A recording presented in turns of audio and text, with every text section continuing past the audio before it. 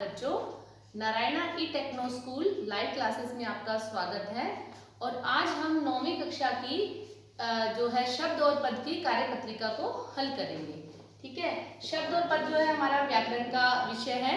तो इसमें पहला प्रश्न है हमारा, शब्द किसे कहते हैं। शब्द किसे कहते हैं, इसके लिए हम लिखेंगे उत्तर।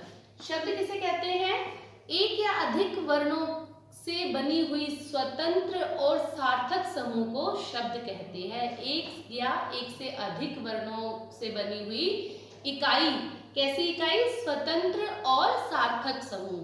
ठीक है, एक या एक से अधिक, एक या एक से अधिक, एक या एक से अधिक वर्णों की स्वतंत्र व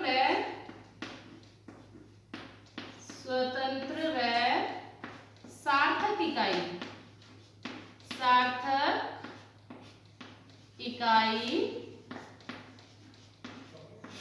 इकाई को शब्द कहते हैं।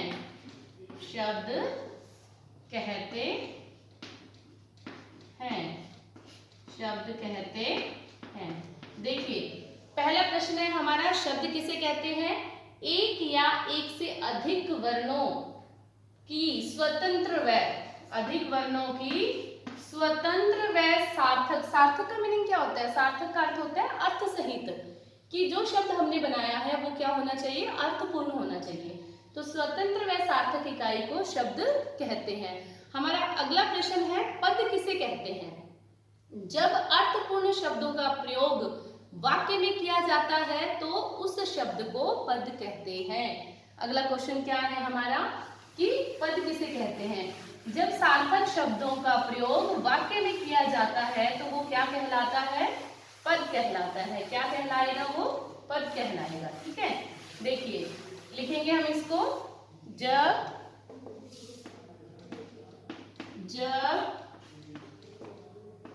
सार्थक शब्दों का प्रयोग, जब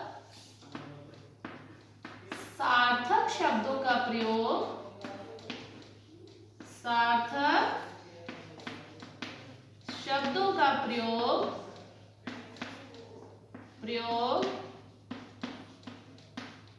वाक्य में किया जाता है, वाक्य में किया जाता है, वह पद कहलाता है। वह पद कहलाता है। Clear everyone. जब सार्थक शब्दों का प्रयोग वाक्य में किया जाता है तो वह क्या बन जाता है, पद बन जाता है। हमारा अगला क्वेश्चन है, शब्द और पद में क्या अंतर है। शब्द और पद में क्या डिफरेंस है, क्या अंतर है। तो देखिए, जब तक शब्द का प्रयोग वाक्य में नहीं किया जाता वह शब्द कहलाता है। जब तक शब्द का प्रयोग वाक्य में नहीं किया जाता वह शब्द कहलाता है। और जैसे ही शब्द का प्रयोग हम वाक्य में कर देते हैं तो वो क्या बन जाता है, पद बन जाता है। जब उनका प्रयोग हम वाक्य में कर देते हैं तो वह शब्द क्या बन जाते हैं, पद बन जाते हैं। दोनों में अंतर दोबारा से देख लीजिए। जब तक शब्द का प्रयोग वाक्य में नहीं किया जाता तो वह शब्द कहलाता है, लेकिन जैसे ही हम शब्द का प्रयोग वाक्य में कर देते हैं तो वो क्या बन जाता है, पद बन जाता है। ठीक है, जब तक वो अकेला रहेगा, स्वतंत्र रहेगा, तब तक वह शब्द कहलाएगा। जैसे ही हम उसको वाक्य में प्रयोग करेंगे तो वो पद बन जाता है। हमारा अगला क्वेश्चन है, गंगा भारत की महत्वपूर्ण नदी है। तो गंगा इसमें रेखांकित शब्द है, तो हमें बताना है कि ये जो रेखांकित शब्द है ये पद है या शब्द है। तो हमारा उत्तर क्या होगा, देखिए, गंगा जो है, गंगा भारत की नदी है। गंगा भारत की महत्वपूर्ण नदी है। गंगा भारत की महत्वपूर्ण नदी है। गंगा भारत की महत्वपूर्ण नदी है, ये क्वेश्चन है हमारा। तो रेखांकित शब्द, हमने गंगा को रेखांकित किया है, रेखांकित शब्द में हमें बताना है कि ये शब्द जो है पद है या शब्द है। तो उत्तर क्या हो जाएगा हमारा, पद। देखिए कैसे पद हुआ ये, क्यों? क्योंकि गंगा जो शब्द है वो हमने वाक्य में प्रयोग किया है। गंगा शब्द का किसमें प्रयोग हुआ है? वाक्य में प्रयोग हुआ है। इस कारण से ये गंगा जो शब्द है क्या है? पद है। हमारा अगला प्रश्न है कि प्रयोग के आधार पर शब्द के कितने भेद होते हैं? प्रयोग के आधार पर शब्द के कितने भेद होते हैं? दो भेद होते हैं प्रयोग के आधार पर शब्द के, विकारी और अविकारी। कौन कौन से भेद होते हैं? दो भेद होते हैं, विकारी, दूसरा अविकारी।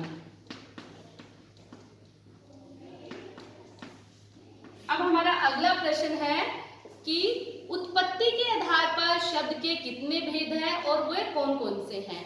उत्पत्ति के आधार पर शब्द के 4 भेद हैं, तत्सम, तद्भव, देशज, आगत शब्द। ठीक है, उत्पत्ति के आधार पर कितने शब्द हैं? 4 शब्द हैं। इनको लिखेंगे हम। उत्पत्ति के आधार पर कौन कौन से हैं? सबसे पहले क्या बताया था मैंने आपको? सबसे पहले तत्सम शब्द। तत्सम शब्द कौन से होते हैं? तत्सम शब्द होते हैं संस्कृत के शब्द जो हिंदी में ऐसे किस प्रयोग किए जाते हैं। तत्सम शब्द हिंदी में, संस्कृत के शब्द जिनका हिंदी में प्रयोग किया जाता है वो तत्सम कहलाते हैं। दूसरा है तद्भव, ऐसे संस्कृत के शब्द, ठीक है, जिनको परिवर्तित करके हम हिंदी में प्रयोग करते हैं वो तद्भव कहलाते हैं। देशज और आगत शब्द, देशज, देशज शब्द जो देशी भाषा के शब्द हैं, ठीक है, और आगत शब्द, आगत, ठीक है। आगत शब्द को हम विदेशी शब्द भी कहते हैं। आगत या विदेशी शब्द, जो शब्द हिंदी भाषा में दूसरी भाषाओं से लिए गए हैं, ऐसे शब्द को हम क्या कहेंगे? विदेशी शब्द या आगत शब्द। हमारा अगला क्वेश्चन है, बनावट या रचना के आधार पर शब्द के कितने भेद हैं? बनावट या रचना के आधार पर शब्द के कितने भेद हैं? बनावट और रचना के आधार पर शब्द के 3 भेद हैं, रूढ़, यौगिक और योग रूढ़। ठीक है, बनावट और रचना के आधार पर, बनावट व रचना के आधार पर, रचना के आधार पर कितने भेद है शब्द के? 3 भेद हैं। पहला रूढ़, दूसरा यौगिक और तीसरा है योग रूढ़। रूढ़, यौगिक और योग रूढ़, योग रूढ़। ठीक है, 3 तरह के शब्द होते हैं बनावट रचना के आधार पर, रूढ़ शब्द, यौगिक शब्द और योग रूढ़ शब्द। ठीक है, अगला प्रश्न है हमारा, ये तो था रचना और बनावट के आधार पर शब्द के कितने भेद हैं। ठीक है, अगला प्रश्न है, अर्थ के आधार पर शब्द के कितने भेद हैं और वो कौन कौन से हैं? अर्थ के आधार पर शब्द के 2 भेद होते हैं, निरर्थक और सार्थक। निरर्थक और सार्थक। निरर्थक का मतलब क्या होता है? कि जिसका कोई अर्थ न हो। निरर्थक मतलब जिसका कोई अर्थ न हो, और सार्थक मतलब जिसका कोई अर्थ हो। तो ये थे हमारे अर्थ के आधार पर शब्द के 2 भेद। अगला प्रश्न है हमारा, लड़का, मैदान, इन शब्दों के पद बनाइए। लड़का और मैदान से हमें क्या बनाने हैं? पद बनाने हैं। लड़का और मैदान जो है वो क्या है? शब्द है। ठीक है, जब हम पद बनाएंगे तो हम इसका क्या बनाएंगे? एक वाक्य बनाएंगे कि लड़का मैदान में खेल रहा है। लड़का मैदान में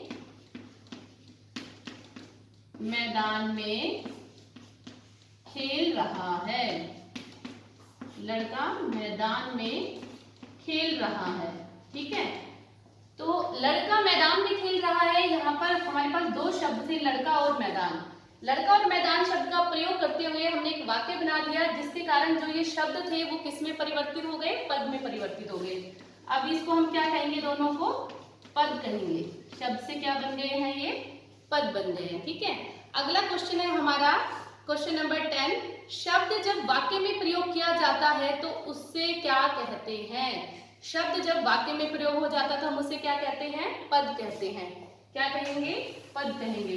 लास्ट प्रश्न है ये हमारा कि जब शब्द वाक्य में प्रयोग हो जाता है तो उसे हम पद कहते हैं। जब शब्द वाक्य में प्रयोग हो जाता है, वाक्य में प्रयोग हो जाता है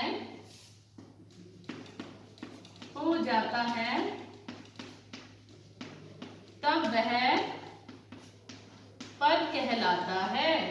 क्या कहलाता है? वह पद कहलाता है। पद कहलाता है। धन्यवाद।